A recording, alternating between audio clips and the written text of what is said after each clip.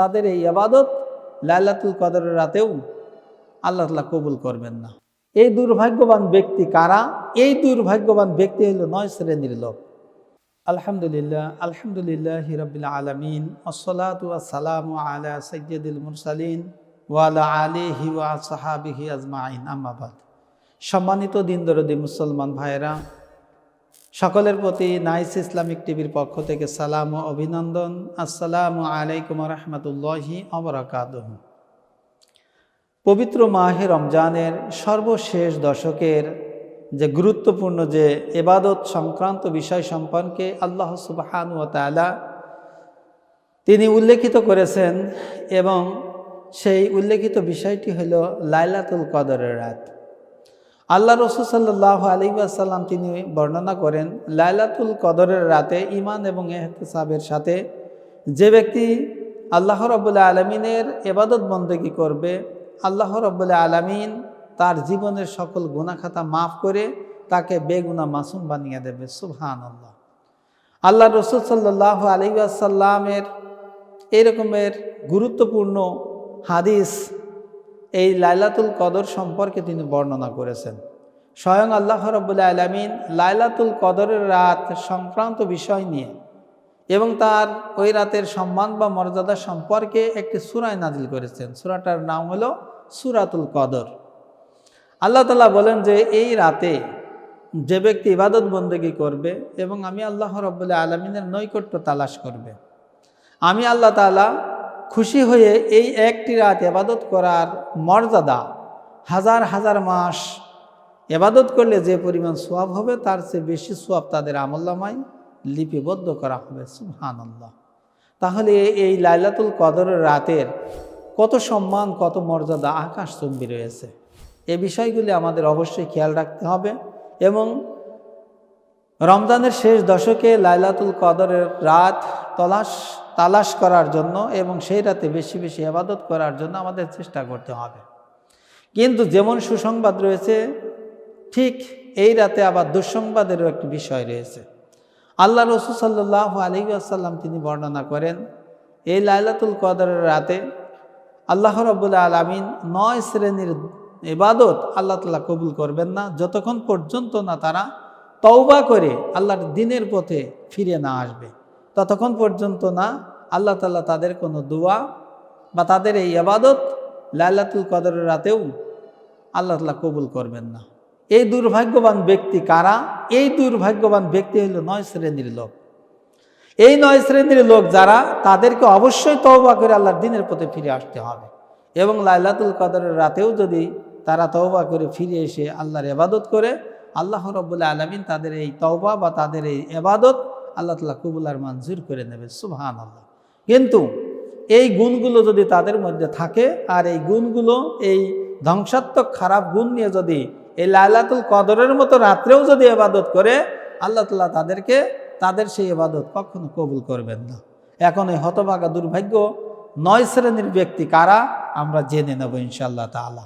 এই ৯টা গুণের কোনো একটা খারাপ গুণ যদি আমার ভিতর বা আমাদের কারোর ভিতর যদি থাকে, তাহলে অবশ্যই আমরা এই গুণগুলো পরিহার করার জন্য চেষ্টা করব, এবং তওবা করে আমরা আল্লাহর দ্বীনের পথে ইসলামের পথে আমরা ফিরে আসব।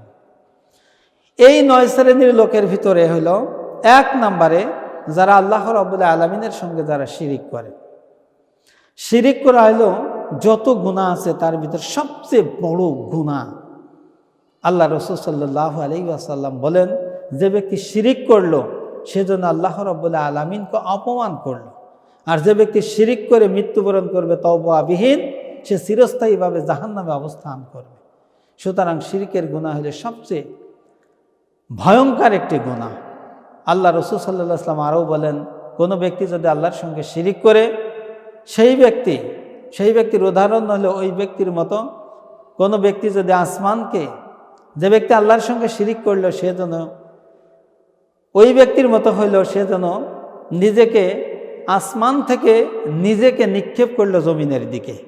হয় কোনো পাখি, হয় কোনো পক্ষী তাকে ছো মেরে নিয়ে যাবে, অথবা জমিনে এমন জায়গায় এসে নিক্ষিপ্ত হবে যা তার কোনো অস্তিত্ব থাকবে না, অস্তিত্ব বিলীন হয়ে যাবে, তার কোনো সাহায্যকারী থাকবে না।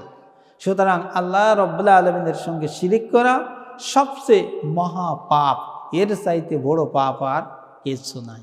এই জন্য আল্লাহ রাব্বুল আলামিন পবিত্র কুরআনুল কারিমে তিনি উল্লেখিত করেন, ওয়া'বুদুল্লাহা ওয়ালা তুশরিকু বিহি শাইআ। আল্লাহ পাক বলেন যে আমি পৃথিবীর সমস্ত মানুষকে এই নির্দেশনা দিয়েছি যে তোমরা আমি আল্লাহ রাব্বুল আলামিনের ইবাদত করবে এবং আমার এই ইবাদতের সঙ্গে কোনো বস্তুকে তোমরা শরিক করবে না। অর্থাৎ শিরিক করা হলে সবচেয়ে মহা জুলুম, মহা অন্যায়, মহা অপরাধ। এই গুনাহটা তওবাবিহীন আল্লাহ তাআলা কখনো মাফ করবে না। এই জন্য আমরা যারা শিরিকের সঙ্গে যারা যুক্ত আছি, আমরা এই শিরিকের গুনাহটা তওবা করে আমরা এর থেকে আমরা ফিরে আসার জন্য চেষ্টা করব। আল্লাহ তাআলা আমাদের সকলকে তৌফিক দান করুন। 2 নম্বরে তারাও হলো দুর্ভাগ্যবান, আল্লাহ পাক তাদের ওই ইবাদত এই লাইলাতুল কদরের রাতে কবুল করবে না যারা বেদাতি আমল করে। আল্লাহ রাসূল সাল্লাল্লাহু আলাইহি ওয়াসাল্লাম বলেন যে যারা সুন্নাতি আমল না করে, যারা মানবরচিত, যারা সুন্নাহকে অবজ্ঞা করে, সুন্নাত মনে করে যারা বেদাতি আমল যারা করে, এই লাইলাতুল কদরের রাতে এই বেদাতকারীদের কোনো আমল আল্লাহ রাব্বুল আলামিন কবুল করবেন না। কেননা আল্লাহ রাসূল সাল্লাল্লাহু আলাইহি ওয়াসাল্লাম তিনি বর্ণনা করেন, যে ব্যক্তি বেদাতি আমল করলো সেজন্য সরাসরি আমি রাসূলুল্লাহকে সেজন্য অপমান করলো। আর যে ব্যক্তি বেদাতি কোনো আমল করবে তার সমস্ত আমল আল্লাহ তাআলা নিষ্ফল করে দেবেন। আল্লাহ রাসূল সাল্লাল্লাহু আলাইহি ওয়াসাল্লাম আরও বলেন, যে ব্যক্তি বেদাতি কোনো আমল করবে কিয়ামতের সেই কঠিন মুসিবতের দিনে, যেই দিন সমস্ত নবী রাসূলগণ পর্যন্ত সব নবী ইয়া নফসি ইয়া নফসি করবে, শুধু একজন নবী ব্যতীত, সেই নবী হলো আমাদের কলিজার টুকরা নবী মুহাম্মদ রাসূলুল্লাহ সাল্লাল্লাহু আলাইহি ওয়াসাল্লাম। ওই কঠিন মুসিবতের দিনে আল্লাহ রসুলের সুপারিশ ব্যতীত কোনো ব্যক্তি আল্লাহর জান্নাতে যেতে পারবে না। ওই কঠিন মুসিবতের দিনে যারা দুনিয়া থেকে বেদাতি আমল করে মৃত্যুবরণ করবে, আল্লাহ রাসূল সাল্লাল্লাহু আলাইহি ওয়াসাল্লামের নিকট যখন এই বেদাতিরা যখন আল্লাহ রসুলের কাছে সুপারিশের জন্য যাবে, তখন আল্লাহ রসুল সাল্লাল্লাহু আলাইহি ওয়াসাল্লাম তাদের দিকে তাকিয়ে বলবেন, সুকান লিমান গায়রাহুম মিন বাদিহি, সরে যাও, সরে যাও, আমার চোখের সামনে থেকে দূর হয়ে যাও, তোমরা আমার উম্মত নয়। তোমরা যদি আমার উম্মত হতে, তাহলে আমার ওফাতের পরে বা আমার মৃত্যুর পরে সুন্নাতকে আঁকড়ে না ধরে কোনো বেদাতি আমল কখনো করতে পারতে না। সুতরাং কিয়ামতের সেই কঠিন মুসিবতের দিনে যারা দুনিয়া থেকে বেদাতি আমল করে মৃত্যুবরণ করবে, আল্লাহ রসুল তাদেরকে সুপারিশ করবে না এবং আল্লাহর নবী তার চোখের সামনে থেকে তাদেরকে দূর করে তাড়িয়ে দেবে। সম্মানিত দর্শক মণ্ডলী, কিয়ামতের ময়দানে যদি আল্লাহর নবী যদি কাউকে যদি তাড়িয়ে দেয়, তাহলে তার জান্নাত তো দূরের কথা, জান্নাতের সুঘ্রাণ পর্যন্ত পাবে না। তাদের জন্য অবধারিত আছে জাহান্নামের অগ্নিদগ্ধ শাস্তির ব্যবস্থা। এই জন্য আসুন আমরা বেদাতে আমল পরিহার করে আল্লাহ রসুলের সুন্নাহ অনুযায়ী আমল করার জন্য চেষ্টা করব। আল্লাহ তাআলা আমাদের সকলকে তৌফিক দান করুক, আমিন। 3 নম্বরে ওই দুর্ভাগ্যবান ব্যক্তিদের দোয়া বা ওই দুর্ভাগ্যবান ব্যক্তিদের কোনো ইবাদত আল্লাহ তাআলা কবুল করবে না যারা মা বাপের অবাধ্য সন্তান, যে সন্তানের প্রতি মা বাপ অসন্তুষ্ট, যে সন্তানেরা মা বাপকে জীবিত পেয়েছে কিন্তু মা বাপের হক আদায় করে না, মা বাপকে কথার দ্বারা কর্মের মাধ্যমে বিভিন্ন আঙ্গিকে বিভিন্নভাবে মা বাপকে কষ্ট দেয়, যন্ত্রণা দেয়, মা বাপের হক আদায় করে না, ওই মা বাপ ওই সন্তানের প্রতি অসন্তুষ্ট থাকে। আর ওই সন্তান যদি এই লাইলাতুল কদরের রাতে এত সম্মানিত রজনীতেও যদি আল্লাহ তাআলার ইবাদত যদি করে, আল্লাহর রসুল বলেন যে এই মা বাবার অবাধ্য সন্তান লাইলাতুল কদরের রাতেও যদি আল্লাহ তাআলার ইবাদত করে, আল্লাহ তাআলা তাদের ইবাদতকে কখনোই কবুল করবেন না। এই জন্য মা বাপের হক আগে আদায় করতে হবে, কেননা মা বাপকে অসন্তুষ্ট রেখে স্রষ্টার সন্তুষ্টি অর্জন করা কখনোই সম্ভব নয়। এই জন্য আল্লাহ রাসূল সাল্লাল্লাহু আলাইহি ওয়াসাল্লাম একদিন সাহাবীদেরকে উদ্দেশ্য করে বলতে, আমার সাহাবীরা, তোমাদের মা বাপ হলো তোমাদের জন্য জান্নাত এবং তোমাদের মা বাপ হলো তোমাদের জন্য জাহান্নাম। এক সাহাবী বললেন, ইয়া রাসূলুল্লাহ, এটা কেমন করে? তখন আল্লাহ নবী বললেন যে কোনো সন্তান যদি তার মা বাপকে জীবিত পায় আর ওই মা বাপের হক যদি সুন্দরভাবে যদি আদায় করতে পারে, তাহলে আল্লাহ রাব্বুল আলামিন তার দুনিয়ার থেকেই তার জন্য ওই সন্তানের জন্য জান্নাত ওয়াজিব করে দেবে বলে সুবহানাল্লাহ। আর কোনো সন্তান যদি তার মা বাপকে জীবিত পায় আর মা বাপের হক যদি সুন্দরভাবে আদায় করতে পারে না এবং আদায় করে না, মা বাপের মনে কষ্ট বা দুঃখ দেয়, ওই ব্যক্তি যত নামাজ পড়ুক, রোজা রাখুক, হজ করুক, দান করুক, সাদাকা করুক, যত ভালো কাজ করুক না কেন, নিঃসন্দেহে এই মা বাপের অবাধ্য সন্তান তার কোনো ইবাদত আল্লাহ কবুল করবে না, ওই ব্যক্তি জাহান্নামে চলে যাবে। এই জন্য লাইলাতুল কদরের এই মহা সম্মানিত রাতে ওই মা বাবার অবাধ্য সন্তান যদি আল্লাহর ইবাদত যদি করে, আল্লাহ তাআলা ওই সন্তানের ইবাদতও আল্লাহ তাআলা কবুল করবে না যতক্ষণ পর্যন্ত না মা বাপের হক আদায় করে মা বাপের খুশি অর্জন না করতে পারবে। এই জন্য আমরা মা বাপের বেশি বেশি খেদমত করব আল্লাহর সন্তুষ্টির উদ্দেশ্যে। 4 নম্বরে আল্লাহ রাব্বুল আলামিন তাদের ইবাদতও কবুল করবে না এই লাইলাতুল কদরের রাতে কারা? যারা মদ পান করে বা যারা মাদক নেশা যারা ভক্ষণ করে। আল্লাহ রাব্বুল আলামিন মদ সম্পর্কে তিনি পবিত্র কালামে পাকে উল্লেখিত করেছেন সূরাতুল মায়েদার 90 নম্বর আয়াতে।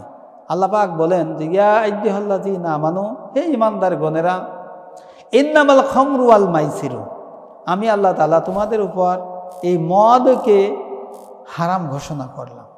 সুতরাং মদের শুধু নাম নিয়ে আল্লাহ তাআলা উল্লেখিত করেছেন। শুধু মদ খাওয়া হারাম বিষয়টা শুধু তাই নয়।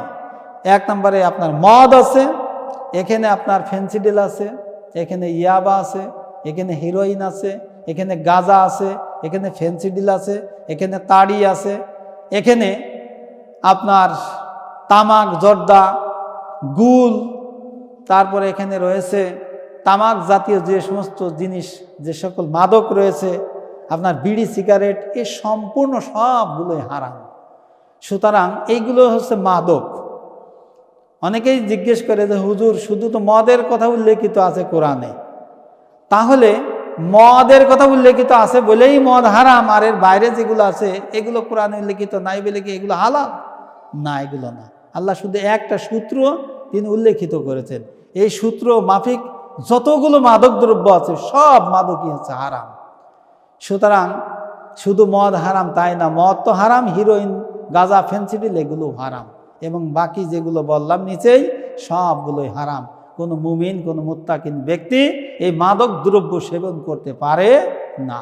এই জন্য আল্লাহ রাসূল সাল্লাল্লাহু আলাইহি ওয়াসাল্লাম বলেন, যে ব্যক্তি এই মাদক দ্রব্যের সঙ্গে যুক্ত আছে, সেবন করে, এগুলো পান করে, এই লাইলাতুল কদরের রাতে তওবা করে ফিরে না আসা পর্যন্ত তাদের ওই ইবাদত আল্লাহর দরবারে কবুল হবে না। তারপরে 6 নম্বরে রয়েছে, 5 নম্বরে রয়েছে যে যারা সুদ খায়, এই সুদের সঙ্গে যারা যুক্ত আছে, এই সুদখোরের ইবাদত আল্লাহ তাআলা কবুল করবে না লাইলাতুল কদরের রাতে যতক্ষণ পর্যন্ত না সে তওবা করে না ফিরে আসে। 6 নম্বরে যারা গণক, যারা জাদুকার, এই যারা গণক এবং জাদুকার মানুষের হাত গণনা করে, মানুষের ভাগ্য গণনা করে বলে দেয় এবং মানুষের চেহারা দেখে অতীত ভবিষ্যৎ বর্তমান বলে দেয়, এই ধোঁকাবাজ গণক বা জাদুকরদের দোয়া আল্লাহ রাব্বুল আলামিন কবুল করবে না। এদের কোনো প্রকার ইবাদত আল্লাহ কবুল করবে না যতক্ষণ পর্যন্ত না তারা তওবা করে আল্লাহর দ্বীনের পথে ফিরে আসে। 7 নম্বরে জালেম শাসক, যারা মানুষের উপর অত্যাচার করে, জুলুম করে, অবিচার করে, এই জালেম শাসকের দোয়া বা এই জালেমের ইবাদত এই লাইলাতুল কদরের রাতে যদি করে, আল্লাহ তাআলা জালেম শাসক বা জালেম বিচারকের ইবাদত আল্লাহর দরবারে কবুল হবে না যতক্ষণ না সে তওবা করে আল্লাহর দ্বীনের পথে ফিরে আসে। সুতরাং এই যারা জালেম শাসক, এরা আল্লাহ এবং তার রসুলের কাছে একজন ঘৃণিত ব্যক্তি। সুতরাং আমাদের তওবা করে আমাদের ফিরে আসতে হবে এই মানুষের উপর জুলুম, অবিচার, অন্যায় কাজ থেকে। কেননা যে ব্যক্তি মানুষের উপর জুলুম করে, যে ব্যক্তি জালেম, কিয়ামতের ময়দানে আল্লাহ রাব্বুল আলামিন তাদেরকে লাঞ্ছিত, অপমানিত, অপদস্থ করে তাদেরকে জাহান্নামে নিক্ষেপ করবে। 8 নম্বরে যে ব্যক্তির দোয়া আল্লাহ কবুল করবে না, বা যে ব্যক্তির ইবাদত লাইলাতুল কদরের রাতেও আল্লাহ কবুল করবে না, তারা হলো যে ব্যক্তি দিবা রাতে, রাত দিন যে কোনো সময় সে কবিরা গুনার সঙ্গে যুক্ত থাকে। সে এমন কোনো পাপের কাজ নেই যে পাপের সঙ্গে যুক্ত থাকে না, সে একজন মুসলমানের সন্তান। কিন্তু লাইলাতুল কদরের রাতে এই ব্যক্তিও যদি আল্লাহর কাছে এসে যদি আল্লাহর ইবাদত বন্দেগী করে, আল্লাহ রাব্বুল আলামিন ওই ব্যক্তির ইবাদতও কবুল করবে না যতক্ষণ পর্যন্ত না সে তওবা করে আল্লাহর দ্বীনের পথে ফিরে না আসে। সুতরাং সে যতই খারাপ হোক না কেন, তার একটি সুযোগ আছে, সে তওবা করে যদি আর ভবিষ্যতে এই কবিরা গুনাহ, ভবিষ্যতে পাপের কাজের সঙ্গে যুক্ত হবে না বলে তওবা করে ফিরে আসে, সিদ্ধান্ত নেয়। যদি সিদ্ধান্ত নেয়, আল্লাহ তাআলা তার জীবনের সব গুনাহ মাফ করে দেবে। কিন্তু কবিরা গুনার সঙ্গে রাত দিন 24 ঘন্টা যুক্ত আছে, আবার লাইলাতুল কদরের রাতে ইবাদত করলে জীবনের সব গুনাহ মাফ হবে। 1000 মাসের চাইতে 1000 মাস ইবাদত করলে যে সওয়াব, সেই সওয়াব অর্জন করার নিয়তে সে যদি এই লাইলাতুল কদরের রাতে ইবাদত করে আবার সব প্রকার পাপের কাজ চালিয়ে যায়, তওবা করে যদি ফিরে যদি না আসে, আল্লাহ তাআলা এই কোয়ালিটি সম্পন্ন ব্যক্তির ইবাদতও আল্লাহ পাক কবুল করবেন না। 9 নম্বরে অর্থাৎ সর্বশেষ যে পয়েন্টটি হলো এই, যে ব্যক্তি হিংসা বিদ্বেষ করে, মানুষের ভালো দেখতে পারে না, যে ব্যক্তির ভিতরে সবসময় হিংসা কাজ করে, হিংসুটে ভাব যে ব্যক্তির ভিতরে, হিংসাত্মক ভাব নিয়ে যে ব্যক্তি পথ চলে, মানুষের প্রতি হিংসা বিদ্বেষ যে ব্যক্তি সবসময় পোষণ করে, এই হিংসা বিদ্বেষ পোষণকারী ব্যক্তির ইবাদত আল্লাহ রাব্বুল আলামিন এই লাইলাতুল কদরের রাতে কবুল করবে না যতক্ষণ পর্যন্ত না সে তওবা করে ইসলামের পথে ফিরে আসে। আসুন আমরা সংক্ষিপ্ত স্বরে লাইলাতুল কদরের রাতে ইবাদত করার পূর্বে, যাদের ইবাদত করার ক্ষেত্রে আল্লাহ তাআলা যাদের ইবাদত কবুল করবে না, যাদের ভিতরে এই 9টি গুণ আছে, এই 9টি গুণের কোনো একটি গুণ যদি কারোর ভিতরে থাকে, তাহলে অবশ্যই আমাদের তওবা করে আল্লাহর দ্বীনের পথে ফিরে আসতে হবে। তাহলেই আমাদের এই রাত্রে ইবাদত বন্দেগী আল্লাহ তাআলা কবুল করবে এবং জীবনের সকল গুনাহ খাতা মাফ করে আমাদেরকে বেগুনাহ মাসুম বানিয়ে দেবে। আসুন আমরা সংক্ষিপ্ত স্বরে যে কথাগুলো শুনলাম, এই খারাপ 9টি গুণ পরিহার করে জীবনকে কোরআন সুন্নাহ মাফিক গঠন করার চেষ্টা করি। আল্লাহ সুবহানাহু ওয়া তাআলা আমাদের সকলকে এই পবিত্র রমজানের ওসিলা করে এবং লাইলাতুল কদরের ইবাদত বন্দেগীর মাধ্যমে জীবনের সব গুনাহ খাতা মাফ করে আমাদের জীবনটাকে পুত পবিত্র করে জাহান্নামের আযাব থেকে নিজেকে সেভ রেখে আল্লাহ তাআলার সেই নিয়ামত ভরা জান্নাতুল ফেরদাউসে অবস্থান যাতে করতে পারি, আল্লাহ তাআলা আমাদের সকলকে সেই তৌফিক দান করুক। এই আশাবাদ ব্যক্ত রেখে আজকের আলোচনা পর্যন্ত শেষ করছি। রব্বানা যালামনা আনফুসানা ওয়া ইল্লাম তাগফির লানা ওয়া তারহামনা লানাকুনান্না মিনাল খাসিরিন। রব্বানা আতিনা ফিদ দুনিয়া হাসানা ওয়া ফিল আখিরাতি হাসানা ওয়া কিনা আযাবান নার। আসসালামু আলাইকুম ওয়া রাহমাতুল্লাহি ওয়া বারাকাতুহু।